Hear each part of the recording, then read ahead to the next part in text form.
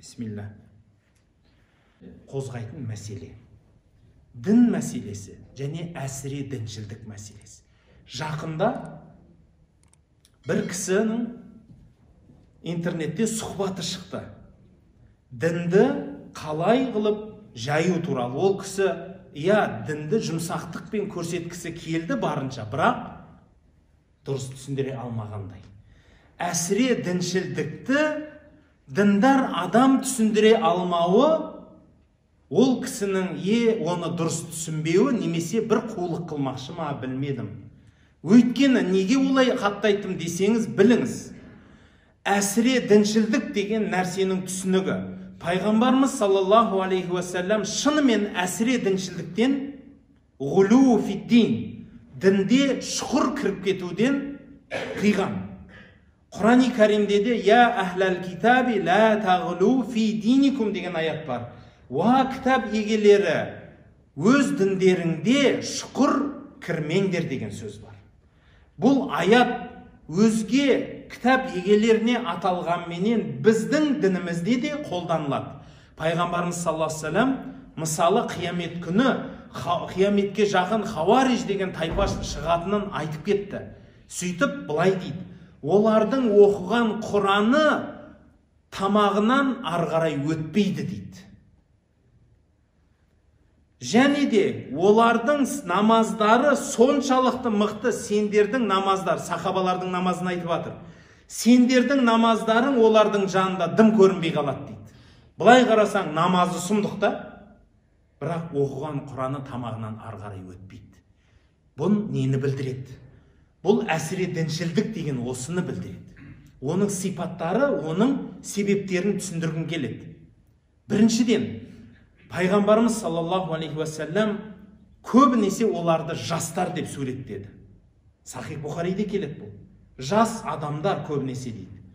Дінді қатты ұстаймын дейді де, өзінің арғарай нәпсісі көтере алмай, діннен садақтың жайындай, оғындай зу етіп, ұшып шығады деп айтады. Айтқым келген мәселе, бұл адамдар келді. Және де біздің 21 ғасырдың хауариждері деген адамдар да бар. Дінді әсіре ұстаушылар бар. Қатты ұстағаны сонша, өзі оған шыдай алмайды. Өзі менен сөзі бөлек болады. Міне әсіре діншілдік деген сол. Сыртқа дінді ұстағыш болады. Өзінде діни нәрсе болмайды мынаның ішінде. Әсіре діншілдіктің белгілері бірінші орында осы хадистерден, Құран аяттарынан келтіре бере, ғалымдарымыз айтады, надандық дейді. Дінді дұрыс түсінбеу. Сол үшін болса керек, қазіргідегі осы президентіміз әсем бір сөз айтты жақында ғана. Біз өзіміздің дінімізді жастарға дұрыс түсіндіруіміз керек деді. Егер дінді дұрыс түсінбесеңіз, надан болсаңыз, сіз әсіре діншілдікке кетесіз. Әсіре діншілдік нелерді пайда қылады?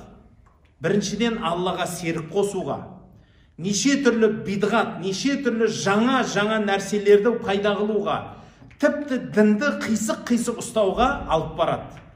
Солардың біреуі, мысалы, Алла тағаланы зат сияқты көру. Алланың қолы бар, аяғы бар деп зат сияқты көріп кетуі.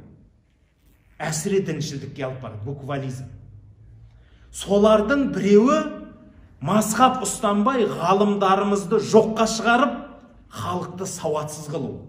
Айтады, Құран тұр, пайғамбардың хадисі тұр, одан басқа саған еш нәрсе керек жоқ дейді. Ғалымдар деген онда не қажеті бар деп ойлайды.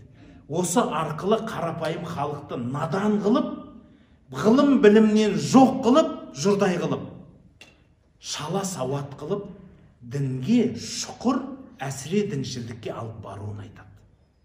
Сондықтан мазхаб ұстанбау, Аллаға мекен беру, немесе қол, аяқ, зат сияқты қарау әсіре діншілдіктен.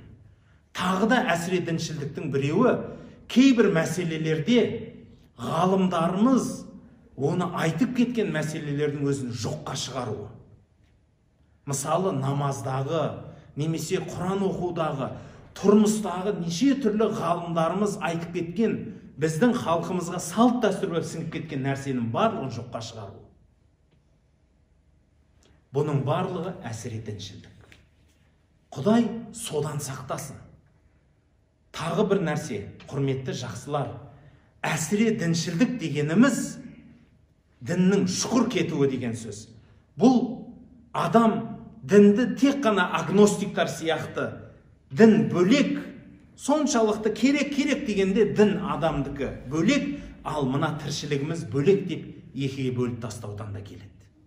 Ол дінді түсінбей надандыққа кетуі.